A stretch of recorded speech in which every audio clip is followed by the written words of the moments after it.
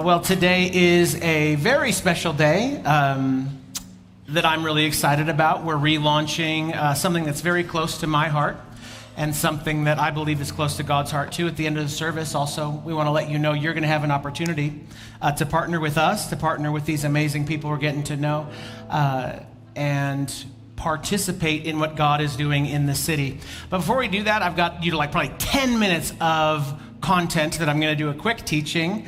And so I'm going to hit you with a big theological point right off the bat. If you're taking notes, I'd like you to write this down.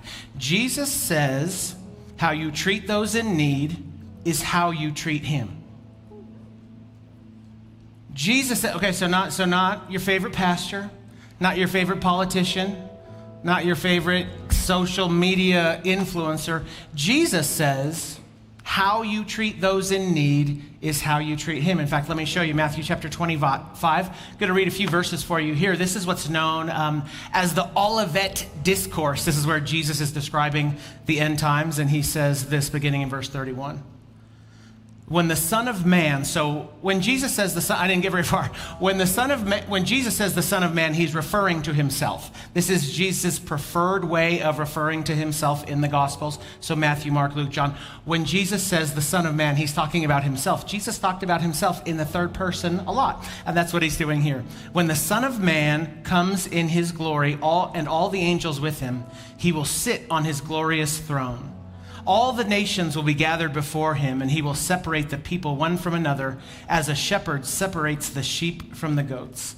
He will put the sheep on his right and the goats on his left. It's funny that modern day, if you call someone a sheep or people a sheep, it's not a compliment, right? It just means like you can't think for yourself. But if you call someone a goat, it's a compliment.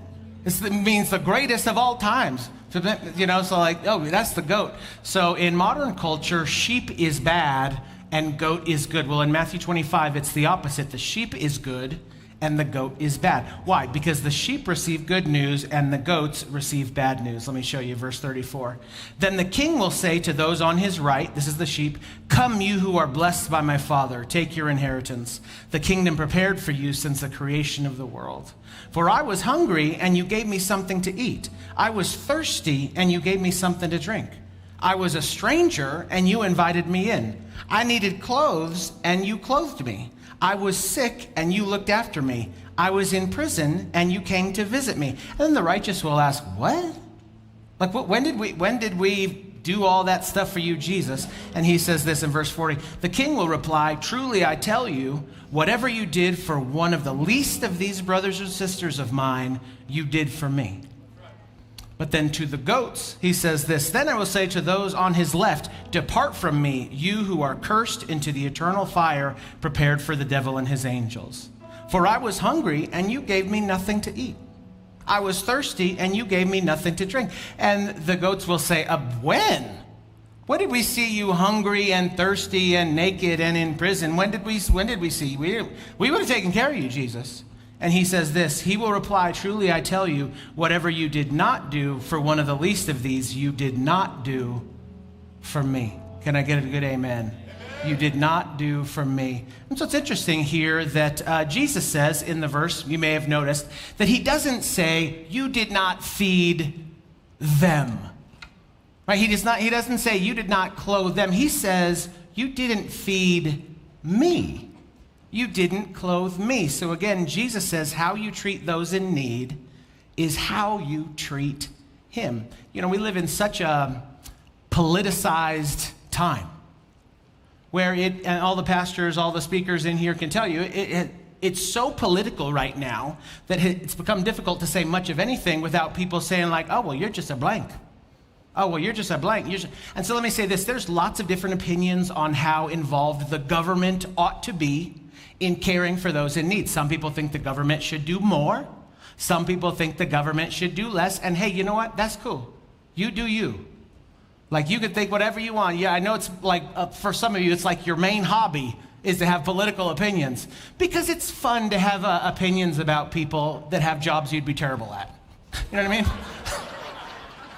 It's just fun, Right, and so think whatever you want about the government's responsibility, but what's not up for negotiation, listen to me, is for the Christ follower. If you take Jesus seriously, you have a crystal clear mandate to care for people who are in need. And that's really the heartbeat behind everything that we're doing here this morning, is that when we love our city, when we care for those in need, we're caring for Jesus. We're serving Jesus. And I want to talk to you just for a few minutes before we talk to some really interesting people, but I want to talk about our city. If you're new here, I don't know, but this church has been around for 44, just short of 45 years, which I think is absolutely incredible. Such an inspiration. And this church exists and has always existed, amongst other things, is to help heal this city. It's this Hebrew phrase, tikkun ulam. I bet Jesse knows it. There's probably not a lot of people who know. Tikkun ulam, it's a Hebrew phrase. It means to heal the world. And we believe that that's the mission of God, to repair the world. In fact, John 3:16, y'all probably know.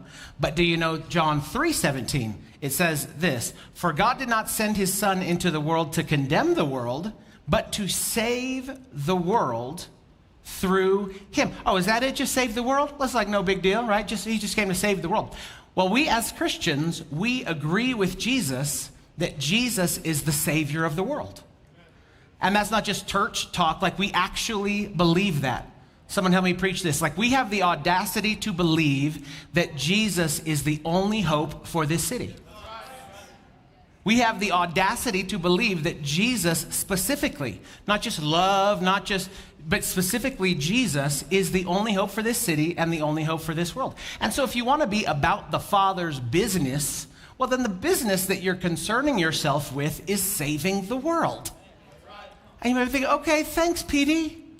Okay, right, you just saved the world? Okay, that's cool. Well, let me say it like this. This is the next thing you could write down. You are not called to do everything. But you are called to do something. Right? You are not called to do everything, but you are called to do something. This church is not called to do everything. Isn't that the truth? But this church is called to do something. And one of the ways that we have done something over the years is through this ministry called LoveABQ. We still support, we still do outreach internationally. We support church planners and missionaries internationally every month. So every month, just to let you know, your money is going to Thailand. Every month, your money is going to Romania. That's not changing. But LoveABQ specifically is about the Albuquerque metro area. And you might say it like this. LoveABQ is this church's ministry to the practical needs of our city. Okay, LoveABQ is this church's ministry to the practical needs of our city. Practical needs? What's that? Practical. Well, I don't know if you're familiar with Maslow's hierarchy of needs, but if you're not, let me butcher it for you. You ready? If you don't have air, you're not going to notice that you're thirsty. Okay, like no one's at the bottom of the ocean drowning saying like, I could sure use a Gatorade. You're not going to notice, right? If you're suffocating, you're not going to notice that you're thirsty. If you don't have water, you're not going to notice that you're hungry. If you don't have food, you're not going to notice that you don't have shelter. See, there's a hierarchy. And only once your primary need gets fulfilled can you consider the next need. And so you may say, well, how does that apply to a ministry context? Are you ready? If you don't have food, you're not going to be concerned about your spiritual life. Right? Like you're not thinking about your eternal salvation when your kids haven't eaten today. Right? You're not thinking about progressive sanctification when you're trying to sleep on Central and not have your stuff stolen. Right? And that's why physical needs and spiritual needs both have to be addressed. In fact, when you came in the facility, when you drove onto the property this morning, you saw I'm assuming, banners that said word and deed. What does that mean? Word and deed, that's a phrase that's followed me in my ministry around for 10 years now. That what it means is this, is that when we spread the gospel, we do so in word, that's the gospel message, and in deed, that's the gospel action that always accompanies the word. And so word and deed, they always go together. Physical needs and spiritual needs both need to be addressed. And you may be thinking like, well, I don't care about that. I just like the gospel message. That's all I care about, the gospel message. Well, look, I don't know what kind of Christian you are, but I can tell you that the Bible is clear that if you want to be someone who spreads the gospel, we do it in the words that we say, but we also do it in the deeds. Look at what James says, James chapter 2, verse 15. Suppose a brother or a sister is without clothes and daily food. If one of you says to them, go in peace, keep warm and well fed, but does nothing about their physical needs, what good is it? In the same way, faith by itself, if it is not accompanied by action, is what? Dead, right? Faith, if it's not accompanied by action, is dead. Okay, so thus LoveABQ. And LoveABQ has had lots of different expressions over the years. Many of you are familiar with in these recent past years. We've had a great partnership with Feed New Mexico Kids. I asked Pastor Javi, this was a ministry that started in the youth and kind of spread to the church as a whole. But since August of 2023, this church has purchased and packed over 5,000 food bags for New Mexico Kids. I've got a picture of some of these. This went 5,000. It's great. But some of y'all, if we go back even farther, some of you old school members, what did I call oldsters? I called y'all on Easter. Some of the oldsters in the room might remember that it used to be called, anybody? Project Love. Project Love. And we would do these outreach events. Raise your hand if you ever went to a Project Love outreach event. Okay, that's probably 25% of you. Well, what it was is we would go and we'd take over a school or take over a community center, and people would come through the line and we'd give them, these big boxes of food. We'd do free haircuts, health screenings, dental checkups, and prayer. And we haven't always been, I was talking with Pastor Cindy this week, we haven't always been great at tracking stuff. Maybe we'll be better. It's not the primary focus. You're not trying to count stuff. But during this 13-year period where we did these mobile outreaches, we did keep track of it. And I just wanted to share a few stats from that time just because I thought it was really cool. So from 1998 to 2010, listen to this, we served 65,168 people went through the lines. To which we gave them 2,419,000 pounds of food, 8,471 boxes of clothing, 3,947 haircuts. Mel, did you give all those? That's a lot of dandruff.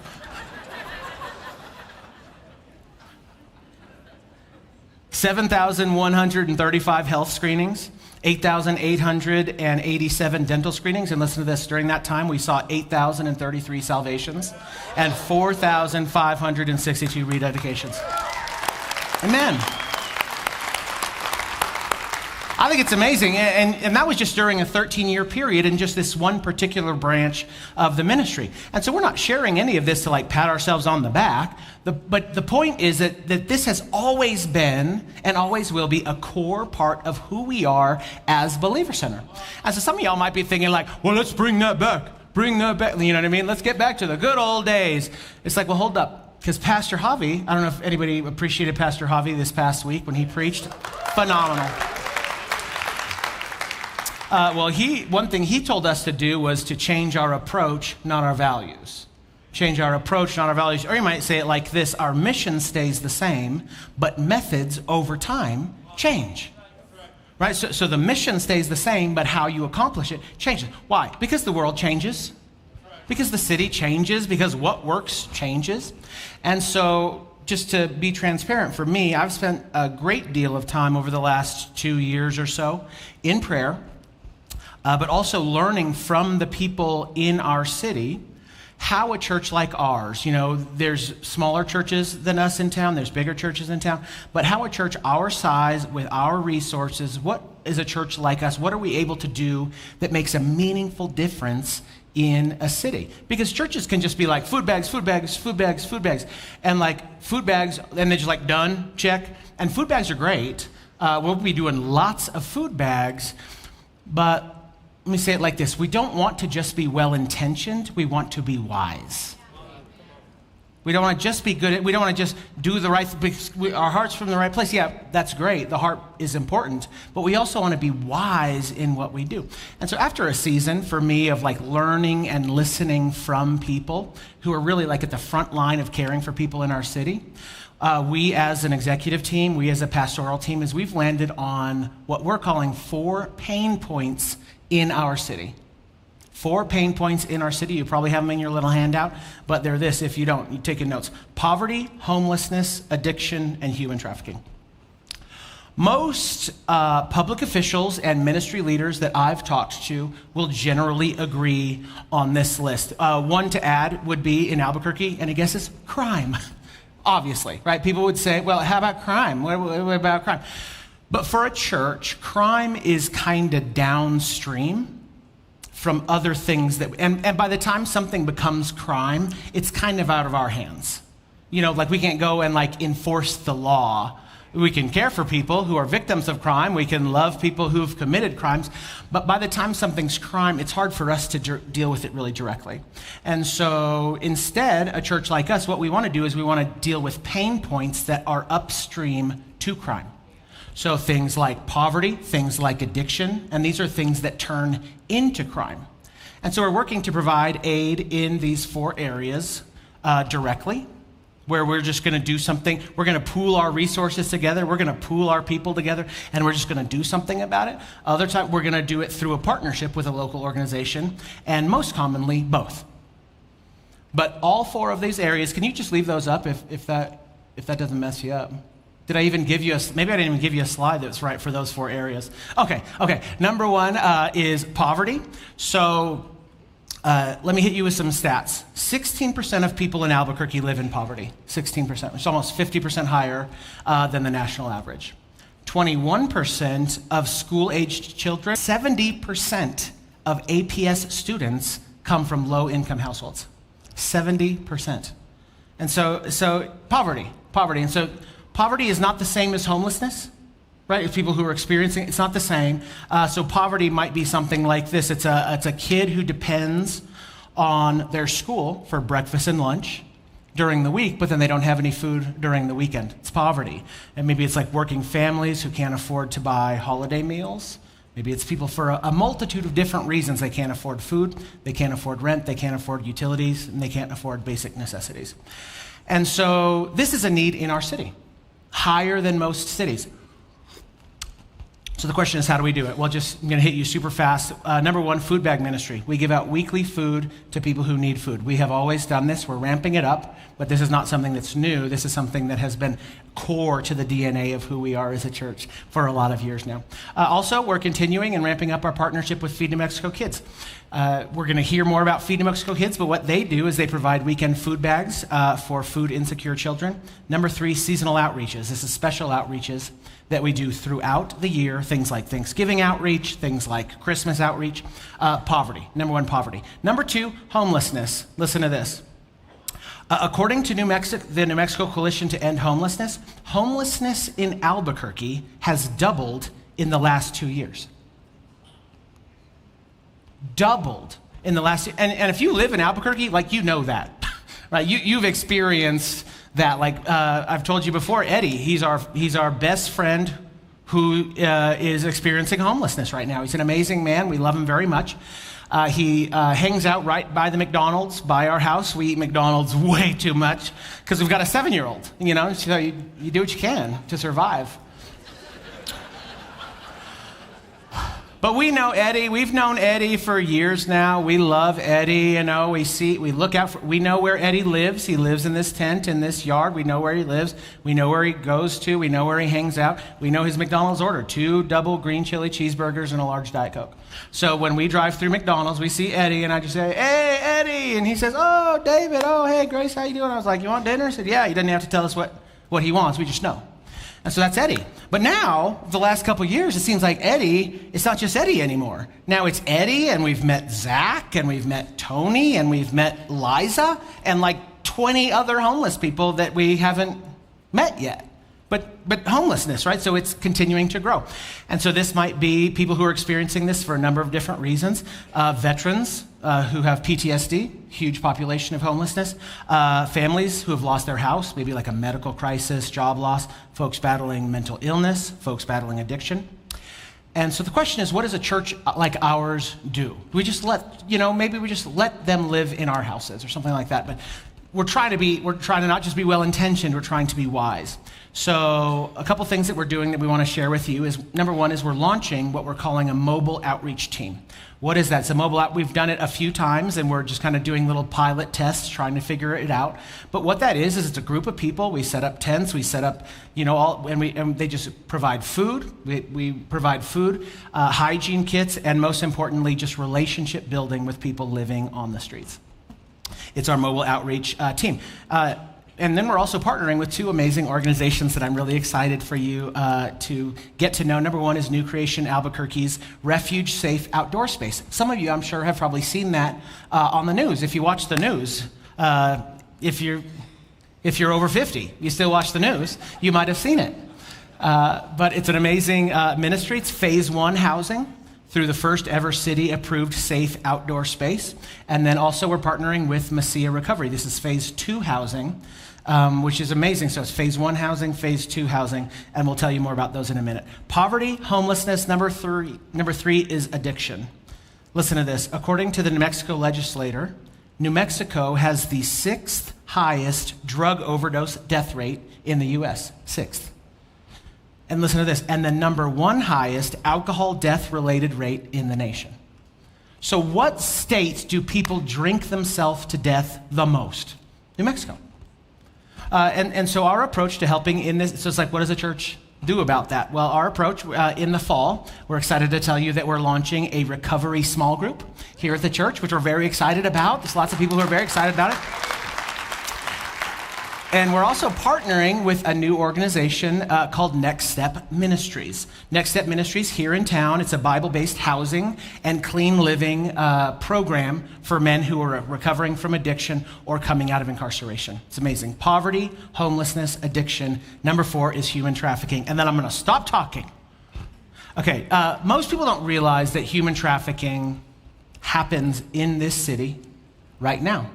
Like people don't realize that, but according to the National Human Trafficking Hotline, New Mexico consistently ranks in the top 10 states for human trafficking cases per capita. In the top 10. And the reason for that, there's a lot of different reasons. I'm sure Toya could tell you why, but one of the reasons is that there's I-25 and I-40. It's a big passageway, and so we end up being kind of like a big trafficking corridor. And if you don't know this, the largest part of human trafficking is sex trafficking. And sex trafficking, listen to this, the average age of entry for people who will be sex trafficked is 11 to 14 years old. And that's true for boys and girls. And so if you're thinking, Pastor Dave, that's just not pleasant to think about. Like, I agree. I don't like thinking about it. I don't like talking about it. I don't like writing that kind of stuff in my notes. I don't like, but the church can positively not just sit by and do nothing. And our church in particular, we're very fortunate because we have been able to partner with For the One. It's a ministry here in town led by our very own Toya Kaplan, who's incredible.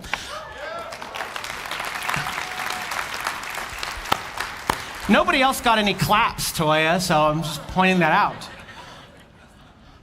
For the One, they've got 2 strategies. Number 1 is prevention and disruption through their Vulnerable No More campaign. We'll tell you about it in a minute. And then direct survivor support, where they take care of people who are survivors and have been rescued out of human trafficking. They do that through collaborations with other ministries. And so how we're partnering, we're doing things in-house, but we're also partnering with 5 organizations. 2 of them are existing, and 3 more organizations that are starting today. And we're financially supporting all of those ministries monthly, starting today. But also, and maybe even more importantly, is that we are providing boots on the ground support. That's what we're calling it. Volunteer support, project support, building support, logistics support, manpower support, and of course, prayer support. And what's awesome about today is that we've got the leaders of all of these ministries with us. And so these are people who saw something that needed doing, And instead of saying like, gee whiz, somebody ought to do something about that. No, they said, I'm going to do something about it. And so really excited for it. We're going to jump into the first one. We're going to kick off how we're addressing poverty through our partnership and through our work with Feed New Mexico Kids. So if the creative team is ready, take a look at this video. Hey, Believer Center family. My name is Tracy Rodden with Feed New Mexico Kids. I'm the executive director. I wanted to take a few minutes just to introduce you to who we are and what we do. Feed New Mexico Kids actually packs weekend snack packs for kids that typically eat while they're at school, and over the weekend they're not sure where their next meal is going to come from. You know, obviously this is a lot of processed food, but we have to have shelf-stable food. Okay. Try to say that. This is food that kids can open, make, and kind of reseal, hence the Ziploc bag, right? Okay. So each week here at our Feed New Mexico Kids warehouse, in addition to our 13 church partners, Believer Center being one of them, we pack over 5,000 snack packs a month for APS and 5 other school districts. And of course, you know, we wish that we had broccoli and, you know, fresh, you know, apples and things like that, but it's going to go bad. And honestly, I don't know if the kids will eat it, right? Yeah. So this is the highest protein for the money and what kids will eat. Snack packs are about $5 a snack pack. Okay. And Wow. So you're feeding a kid for the whole weekend for $5. yeah, everybody knows the price of food has gone up 25%. Yeah. I actually grew up a food insecure child, and one of the things my dad always taught me was the price of food will never go back down. Typically, it just keeps rising and rising. So that's why we need so much help. Yeah. Do you know any sort of demographic as far as the ages of the kids that you do the snack packs for? Yeah, so it's all age groups from age 5 all the way up to 18. So if they're in school, they're our demographic. Okay. I can tell you that 90,000 children in New Mexico are food insecure, meaning they don't know where their next meal will come from. So that's about 1 in 3. And kids that are food insecure, statistically, they are 2 times more likely to skip a grade, 3 times more likely to be suspended, 5 times more likely to commit suicide. And the age group is starting younger and younger, but 10 to 11-year-olds on up, those food insecure children are more likely to be sex trafficked or trade sex for food than their peers that are food secure. So it's kind of a iceberg situation that we're dealing with. And the Lord is really faithful though. Yeah. He's just showing us what to do step by step. Yeah. So we want to thank you and ask you if you want to be involved, you can find us at feednnkids.org.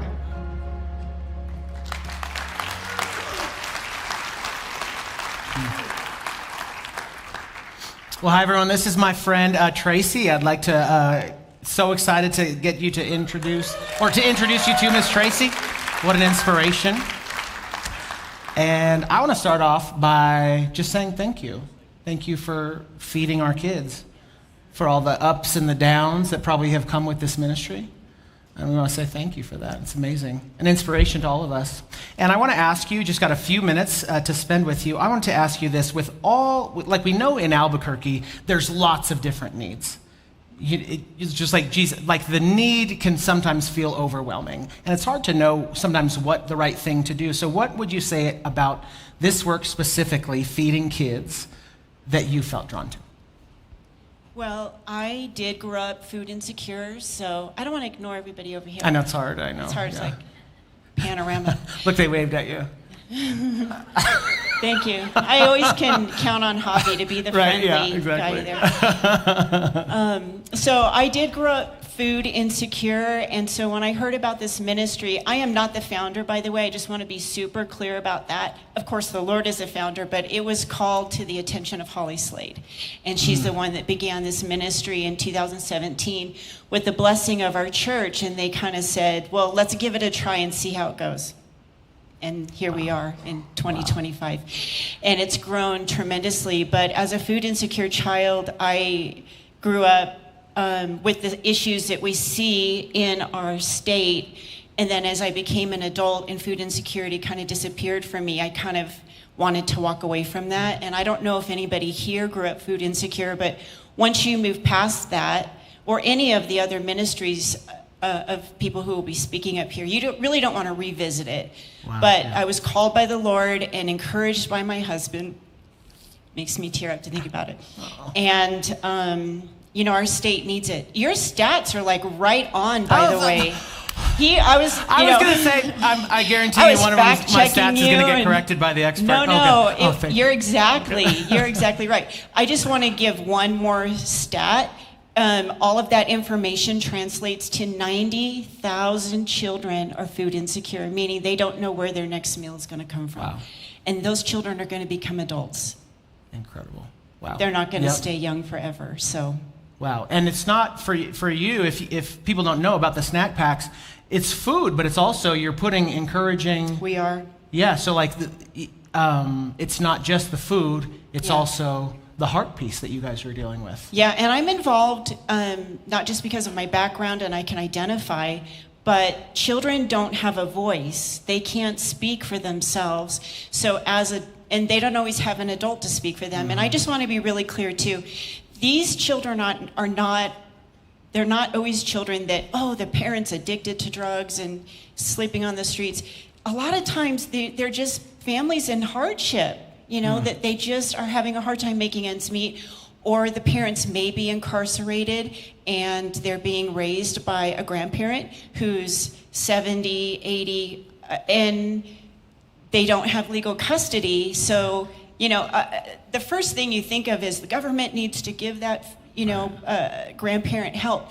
Well, they have to have legal custody. They have to be able to go online and apply and work in computer and do all those things. And it's just harder than you think it is for them. One thing I think is so amazing about Jesus is he talks about that when we care for his kingdom, that our needs are cared for as well. And I'm sure you've experienced that. I'm not texting, by the way. These are my notes. Oh, good. Oh, perfect. Yeah. No, I'm not trying to figure out what to make for dinner. You're so good. Yeah, I know. What are we ordering? Yeah. Okay. It's not McDonald's. Yeah, I know, really. I do like McDonald's. If you see me there, it's been a bad day. We won't judge. Yeah. It's comfort food. Yeah, right. Yeah. Okay, so, so Jesus says when we care for his kingdom, our needs are cared for as well. So have you experienced that in your life? And how might you encourage people who feel like, man, I can't give anything. I don't even have enough for myself as it is?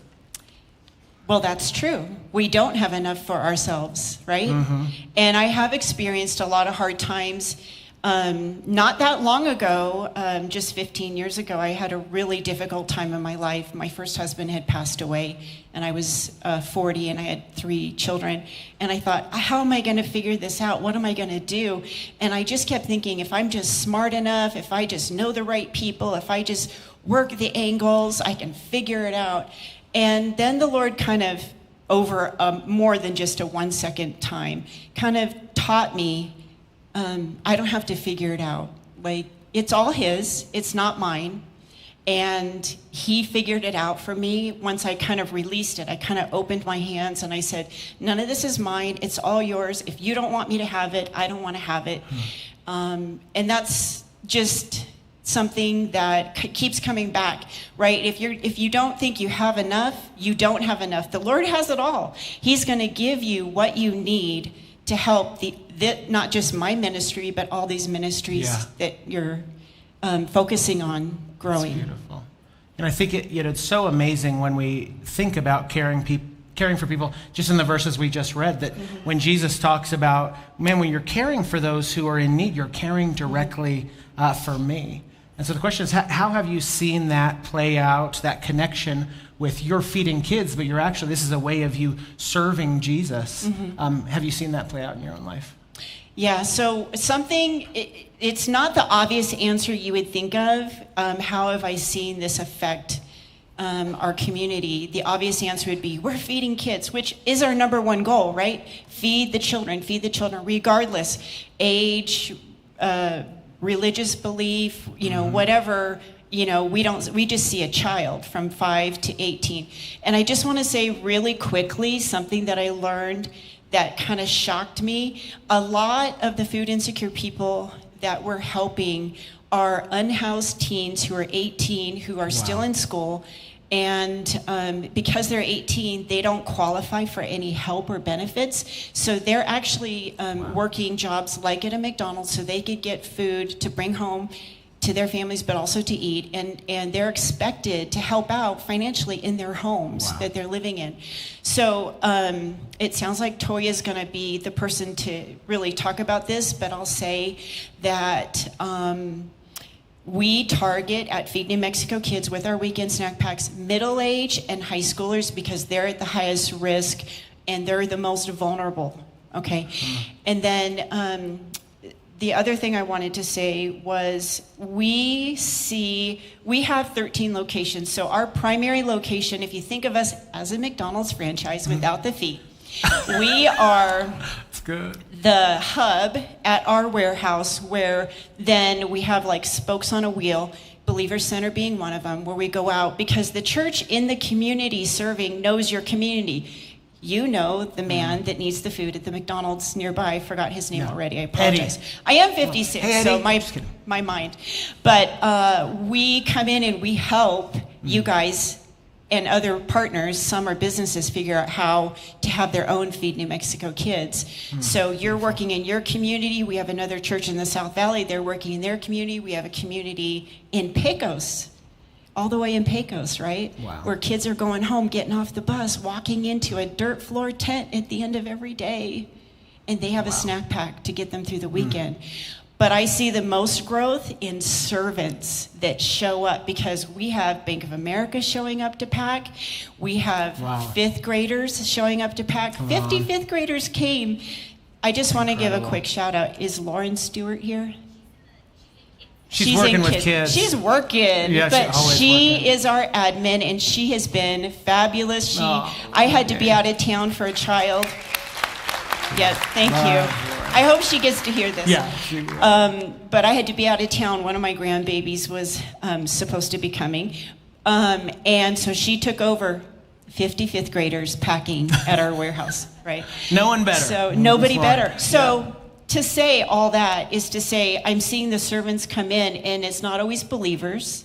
But the non-believers are seeing the believers do what we say. Yeah. We love our city. We want to be the hands and feet of Christ. So the non-believers are seeing the believers. Yes. We pray before we pack. We ask for prayer requests when we, before we pack. And we just keep, and they just keep coming. Beautiful. Every Monday we have 30 people show up. Incredible. So it's servants I see just making the difference. Beautiful. Don't you think, what an inspiration, what a help to the city. Gosh, we sure do love you, Miss Tracy. Honored to partner with you. Okay, so next we're going to talk about how we are addressing homelessness, people experiencing homelessness through the partnership with New Creations, ABQ's Refuge for the Safe Outdoor Space. Here we go. Hey, Believer Center, welcome to this space. We call it our Refuge Safe Outdoor Space. It's a space of welcome for the journey toward home. So we're so glad to invite you here to show you around. It's been super exciting. We've been about 5 weeks in, and it's been beautiful. When someone comes in, they receive a tent, a sleeping bag, a blanket. They get storage, secure storage to put secure important documents in. We connect them with a caseworker that helps them with their challenges and their goals to move towards greater stability. And then we just kind of see what they need from there. We have 4 women, so we're trying to provide hygiene items, which you don't think about, but food stamps doesn't cover that kind of stuff. So whatever we can provide that makes it a little more comfortable. So we got the porta potty and the hand washing station. It's actually pretty central because a safe place to go to the bathroom is like something we take for granted. The only place you can go to the bathroom for free in the city is a public library. Simple things like being able to take a shower, do laundry, use the restroom, right? Have sanitary products, right? Toothbrush, can be used a life change for folks. It used to be one woman shared on the news that since she's been here, she's been reunited with her children. She had 3 or 4 children that she was isolated from, but just that place of stability. And I think that feeling of, man, I'm showered, I'm clean, I'm stable, I'm moving somewhere, kind of lifts up hope and allows someone to open themselves up to restoration, reconciliation, And that's in 5 weeks, So I think God's really going to do some beautiful things. So a few years ago, Francis House started just writing down the names of those who lost their lives while still living on the street. So that's what this is. This is what this is, this is why we do what we do, because it is dangerous on the street and people are vulnerable. So it's just been a beautiful opportunity for us. We've learned so much, and this beloved community is developing. And so thankful for your partnership, for you coming alongside of us as we come alongside others, as we seek the peace and flourishing of our city together.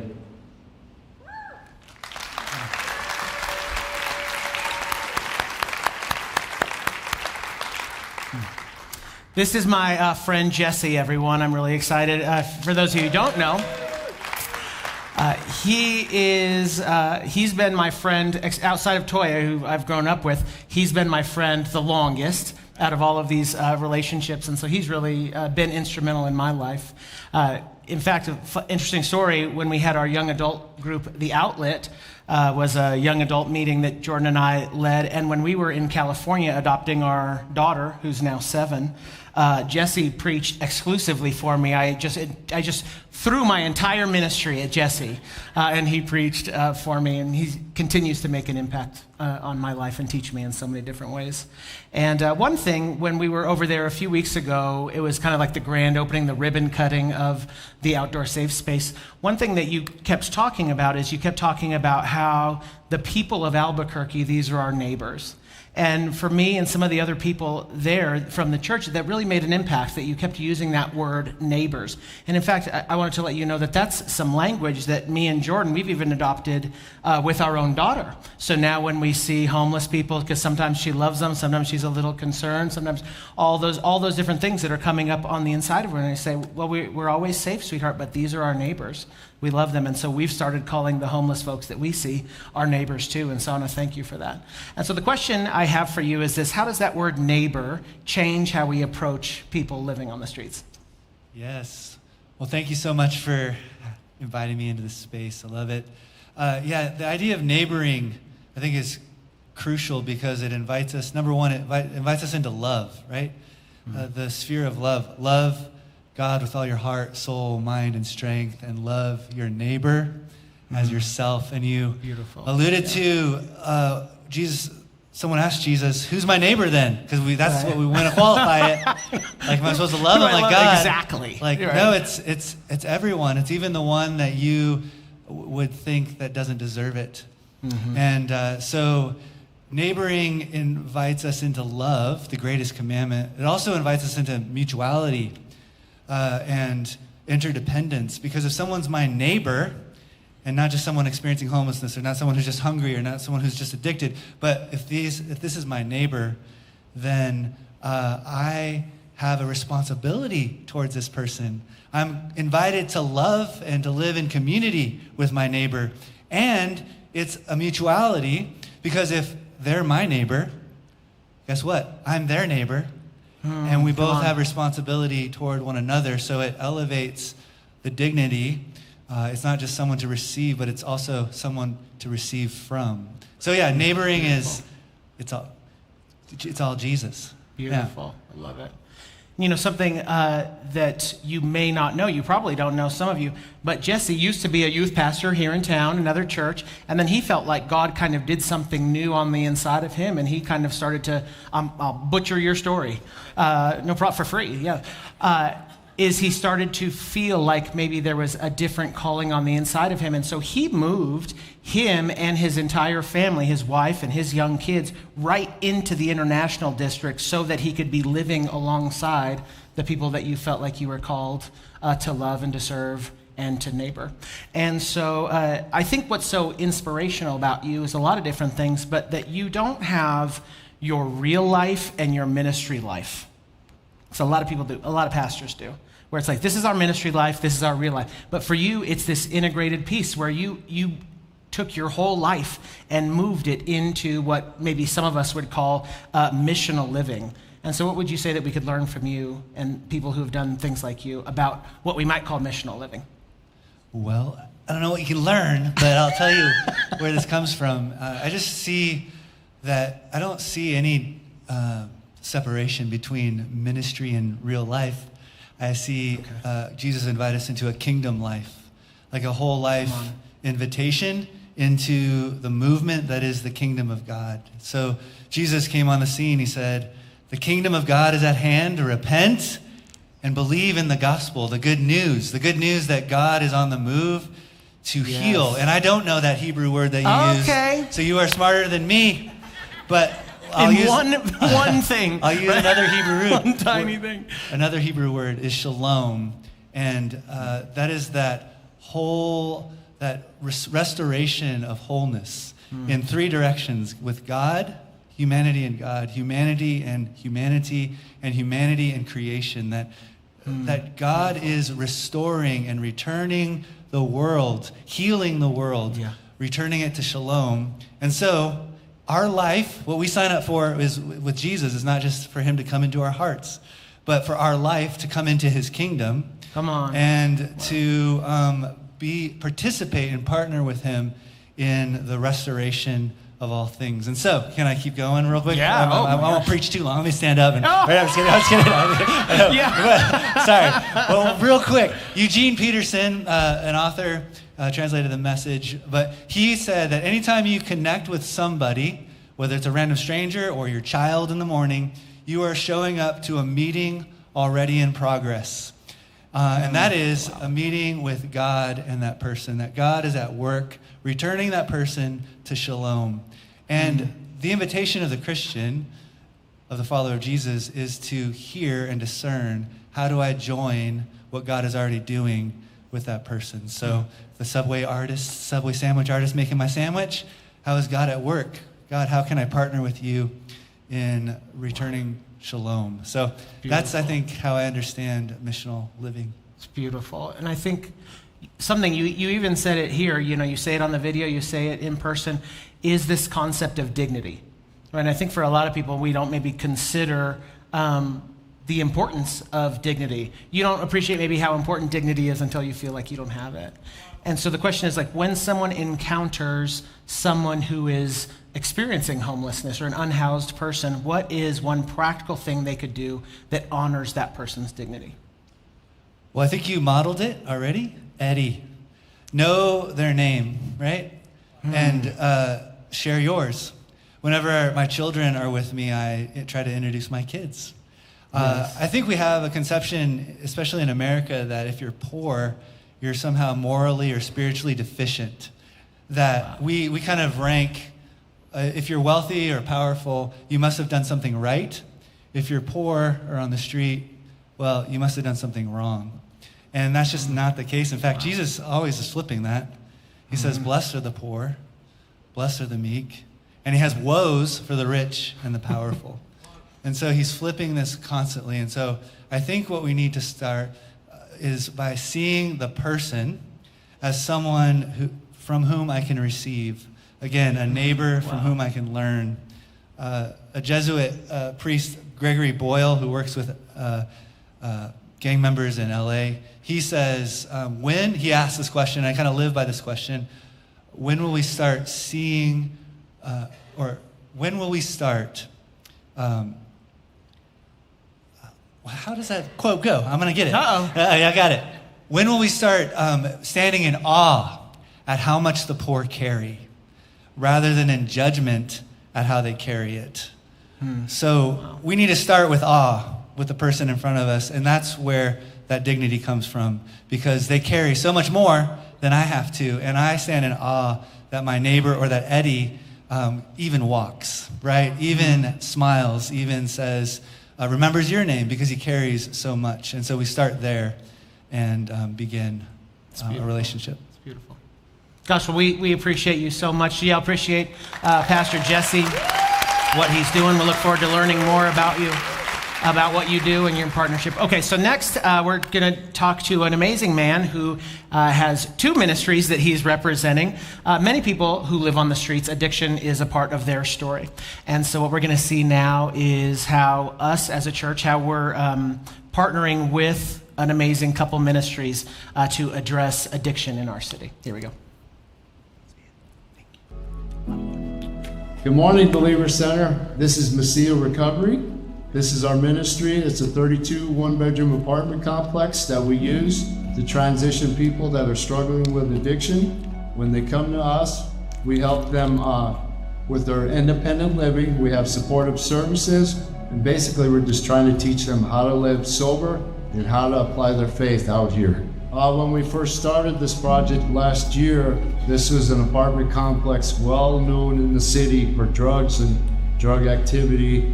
But praise God, just the transformation that's happening just by bringing people in recovery, people in faith, and it's completely transformed the whole complex. We brought Tracy over here, and now he's actually one of the security specialists at the safe space. Okay. So not only are people in recovery here, but now they're serving and giving back. And it sort of inspired me, hey, I might as well give back like. Yeah. Cause I want to do something positive. People are probably telling me I leave, and yeah, I won't be remembered some, junkie. Yep. Christ changes our lives, and then we try to pass that on. Yeah. That's it. We help with jobs, we help with training, with resources, whatever they may need help with. That's what we provide here. All that we require is that they're active in the recovery, that they're sober, and that they're going to church once a week, and that they're receiving supportive services, and that they're seeking God first. Now it's beautiful how it works, because Tracy's been there. I've been there, so we can speak to them in a way that maybe some other people can't, because and so that's why we're here. We're trying to make a difference in this community, and truly the only way that can be done is one life at a time. So one life at a time. This is Next Step Ministries, and what Next Step Ministries are, we're that transitional piece for a man coming out of prison, our program. We help them transition back into society, and we do that through discipleship. We're teaching our men how to apply Jesus to every area of their life. This apartment is definitely different than any other apartment on this spot. It's a community of believers living together, and it's the main thing I hear from anyone that comes to the Next Step. They're just amazed at that community piece of, wow, how everyone looks out for you. Yeah. And how many men do you have here? So I have 8 here and 4 at the other house. Yeah. We keep it small. Yeah. Oh yeah, that's right. Discipleship takes time. So this is our second property. This is our leader's house. So after they come to us at Next Step, first they come to the apartments, and then as they mature in their faith, then they come up here. Typically they stay with us between 1.5 and 2 years. Okay. But after that, what we do, we set them up so by the time they graduate, they have the option. We have a first-time home owners program, or if they want to get their own apartment. And so when they do graduate, we still communicate and we still continue the discipleship level. Wow. Do people in this program pay rent? Is that a subsidized? Yeah, what we do, we help them as they transition to us. We help them, but the goal is, yes, every man pays rent. We just charge $500 a month. That way they're able to save and plan for their future. But the goal behind it is a lot of guys have never had their own place. Yeah. So they got to get used to that. Wow, I have to pay rent every month. Right. Rent's due on the 1st every month. So we're training them, getting them ready for when they have their own place. Yeah, it's beautiful. And literally you're going to get to see the lives that are impacted. Beautiful. So.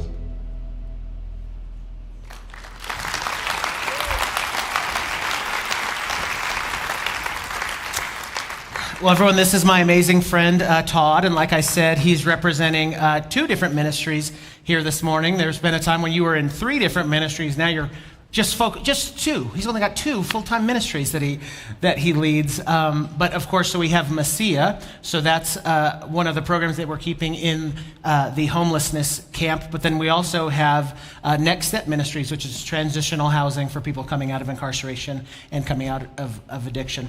And so I think you have an amazing testimony yourself too, because you're helping people who have found freedom and are finding freedom from addiction, but you have a story yourself. So I asked if you would be willing to spend just a minute or two telling us your testimony. Good morning, church. Good morning. Addiction and people struggling with addiction is very near and dear to my heart. I struggled for over 20 years, was strung out on meth, became a meth cook, been to prison 4 times, couldn't stop, didn't know how to stop. And then in June 6, 2006, I met Jesus. And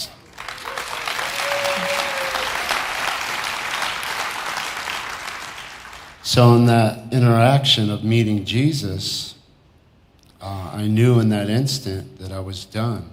I was done with the drugs, done with the lifestyle, done with all of it, because I knew I was done running from God. So after that day, God kind of lit me up and put a fire in my heart and a passion within me to help those that are struggling with the same thing. Beautiful. And tell me the connection here too, because you and Jesse are friends, and so he has the Refuge Safe, the Safe Outdoor Space, and there's a connection with you. Is that right? Yeah. So we met 3 years ago, and I knew there was something more to that, so we began to partner up, and we wanted to make a difference in that area. But no coincidence in how God operates and how things work. So the very house that we're using for the safe space was actually a house I used to cook meth in. So, Isn't that incredible? Isn't that incredible? So here's a question for you, Todd. Just a few weeks ago, I did a sermon, and I was talking about the power of testimony. And so how have you seen the power of testimony? Because I'm sure you're probably never far from a testimony in the work that you do. How have you seen the power of a testimony create a breakthrough for people struggling with addiction? yeah, that's also part of why I do what I do. I want to be that person that brings that help and that hope. And I want to show them that, this is real. You can obtain this. I mean, I did it, but it really was nothing great that I did. It's what happens when we invite Jesus in our life. Mm-hmm. So then as we begin to disciple our men and teach them and bring them to a better place, then they go out into the communities and start speaking those words of life to people struggling with the same things. Amen. Powerful. And I think, one of the reasons I think ministries like yours, I know you've got multiple ministries, but if we were to just focus on Next Step for a minute, one of the reasons that ministries like yours is more effective than other types of ministries is because of the power of accountability and community. So could you speak to why community is so important for people in recovery? Absolutely. It's one of the most powerful things that happens at Next Step. So you have a group of men, a group of believers that live together, they do life together, they share their struggles, their pains, they pray together, and they follow Jesus together. And it's amazing to see. So these guys are doing life together, but these are men with all different backgrounds, been prison, gangs, violence, addiction, and now all of these men have come together living in a community, and it's just amazing to see. But part of that is also they help keep each other accountable. So when somebody's struggling or when someone goes sideways, we come together around that person, we're praying for them, and we're helping them and bringing them back on the path that they need to be. It's really beautiful to see, and it's truly only something God could do. Mm-hmm. remember early on when I was when we were just meeting. I was just learning. I'm trying to learn. So Jesse scheduled meetings, and I'm like, well, what do you think about people, how do we help people who are coming out of incarceration? And Jesse said, well, if you really want to learn about that stuff, I need to introduce you to my man Todd. He's the expert in a number of these things. And so we ate together, and then we had a meeting together. And one thing, the reason that I knew I loved you is because we were talking about feeding people, and you said feeding people is super important, but you said it's not enough if we're not dealing with the heart change behind. He said, because you can care for the physical needs, but if the heart doesn't change, it's not real long-term change. And so as someone who's involved in that, because you help people, but you're also involved in the heart transformation that comes from Jesus. So what would you say that heart transformation looks like in people? So at Next Step, we don't just deal with the symptom of using. We go deeper and we go to the cause, the root of it, which is the heart. So there's a reason why you use. So then we begin to embrace Jesus through that process, spend time with Jesus, get to know Jesus. And as we get to know Jesus, then Jesus begins to show us who we are and why he created us. And then in that transaction, then the healing, the restoration, and the transformation happens. So now we don't use anymore because we don't want to use. Jesus has transformed our heart. Come on. Do y'all appreciate Todd? Wow. What an inspiration you are to us. Thank you. Privileged to partner with you. So now we're going to do is for our last little segment, we're going to transition into something that happens in the shadows. And we're going to see how we are helping tackle human trafficking with our partnership with For the One.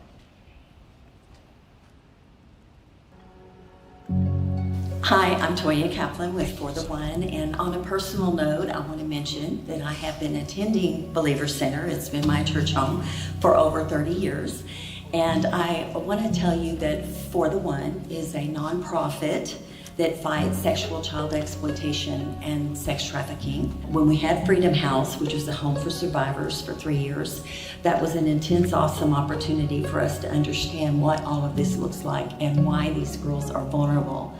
So when we closed the house and shifted over to prevention and disruption, turned into turning of the tide, that this became a war campaign. So we are a active, boots on the ground. I say we're a verb. Our nonprofit is a verb, and we fight all this through presentations, free events, and we do still support Phase 3 survivors, those who've been rescued. Still work with sex trafficking survivors. And so New Mexico Dream Center is one of our main people that we partner with, and we try to make sure that the local survivors we work with get to celebrate Mother's Day. So we do a huge thing at Christmas, and then we do Mother's Day, and just want to make sure they feel celebrated. And these women are in Albuquerque? Some of them are? All of these are local. Everyone represents, if you just looked at this and this was one person, maybe it's the woman who was groomed as a 5-year-old. By the time she turned 13, her family sold her onto Central. That's a real story. Maybe this one was sent by her mother to a convenience store to buy cigarettes, and the mom had set up with a trafficker. So I'm just saying, every one of these represents whatever the story is. We love every girl that we've run across, every woman that we've worked with, that there's a story. We don't just see, that's why I don't use numbers all the time, because it's so dehumanizing when you start to understand what these stories are and how heartbreaking it is. It really is about For the One. Because of the ministry that you do, this could be an opportunity for them, that could be an expression of hope for them, an expression of the love of Jesus for them in a really dark situation. And that's our goal, is to make sure they do. So to your point about numbers, we went to For the One. We can't help all of them, but we can help the one that's in front of us. So these are the ones who are in front of us right now that we're helping. So, And that is currently what we do. And thank you, Believer Center, for helping us all these years in all these ways. We love you so much.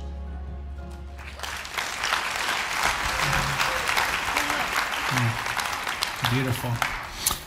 I know most of you know Toya, or at least a number of you. I know we've got a lot of new faces in here, but this is our amazing friend Toya.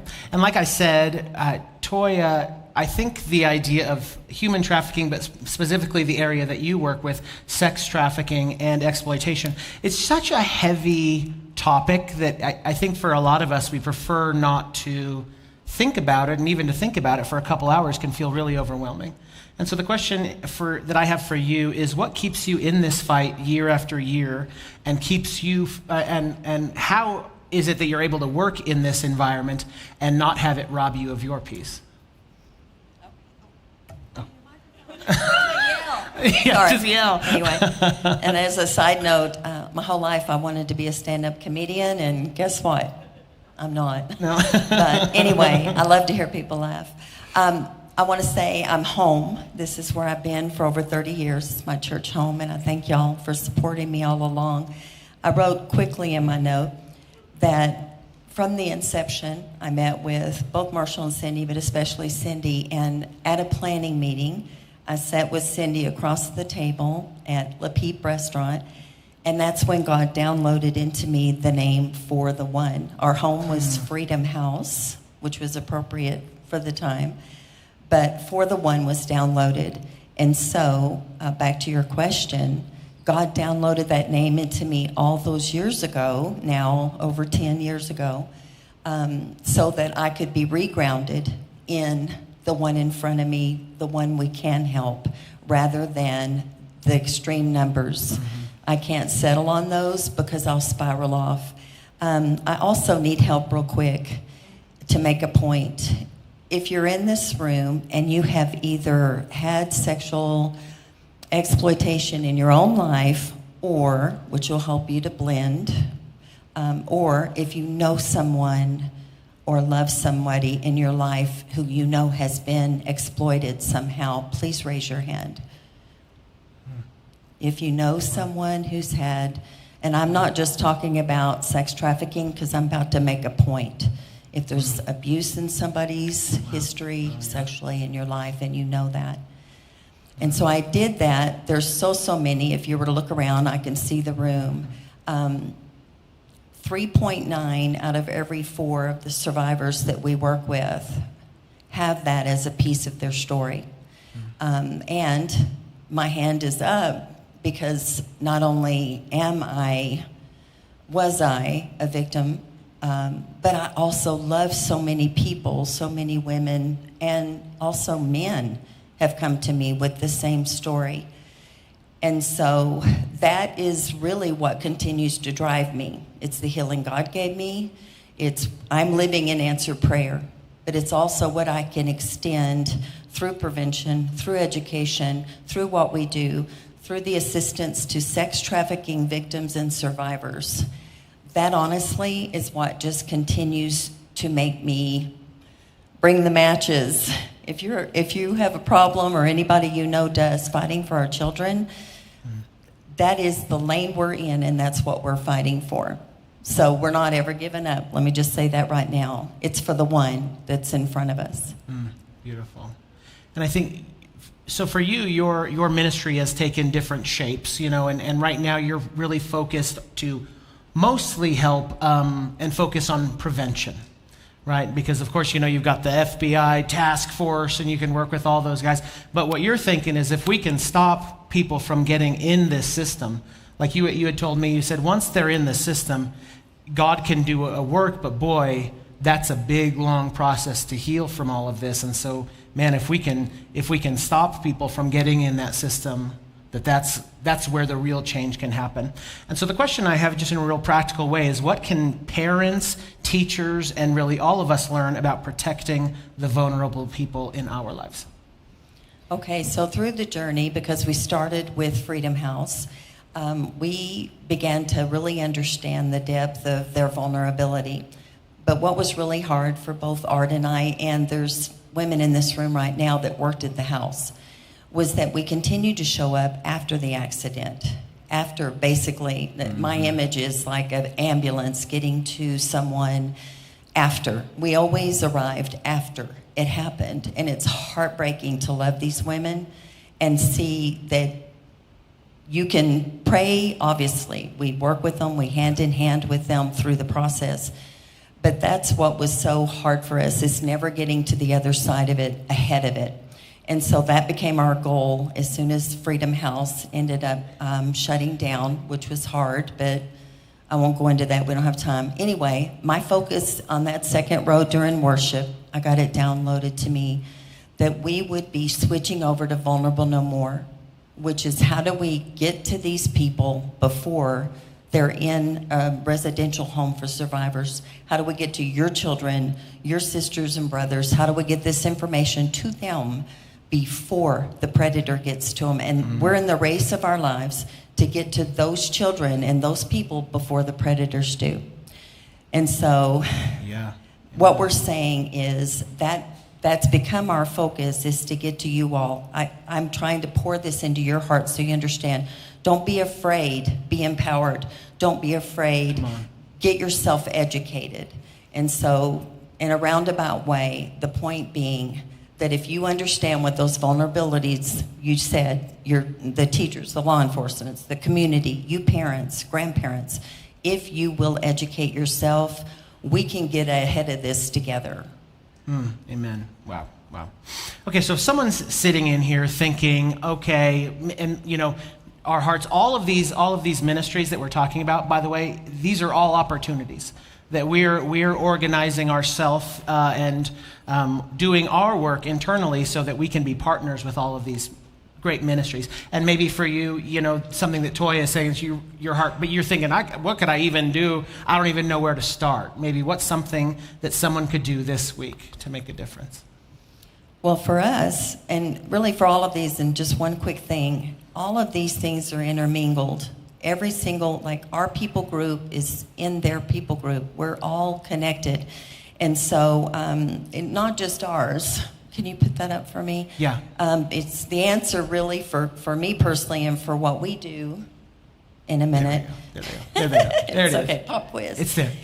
Anyway, is that you go on to these people, like look at their information. If you have a passion to learn more, do that. Go to each one of these organizations, look at their information and find out how can you connect with them online, how can you share their information. I know this is more than one thing. It's good. I'm just saying, go on to whatever their website is, their Facebook, Instagram, and follow them and share their information. That's what you do. Educate yourself about what they're doing and get involved. Amen. I moved in. Don't you appreciate Toya and what she's doing? It's so incredible.